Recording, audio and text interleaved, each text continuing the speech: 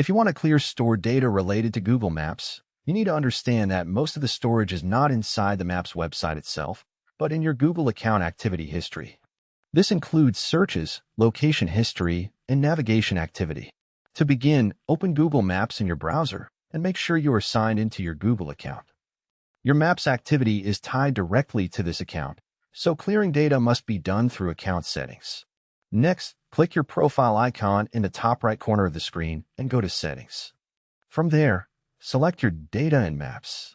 This section gives you access to the privacy and activity controls related to Google Maps usage. Here you can review settings like location history and web and app activity. These determine whether your movements, searches, and interactions are being saved over time. However, to actually clear stored data, you need to go deeper into your Google account. Open a new tab and go to Google Account Settings, then navigate to Data and Privacy.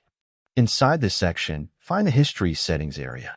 Click on Web and App Activity, which includes your Google Maps searches, navigation queries, and related activity across Google services.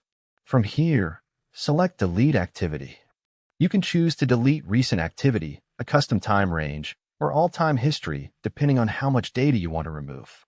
If you also want to remove location history specifically, go back to the Location History section and delete timeline data separately. This ensures that past visited places and routes are also cleared. Once deleted, the data is removed from your Google account and will no longer appear in Maps history or personalization suggestions. It's important to note that clearing this data does not affect the basic functionality of Google Maps. You can still use it for directions, search, and navigation normally. And that's how you clear storage-related data on Google Maps. Access your data in Maps, go to your Google account activity settings, and delete web and app or location history as needed.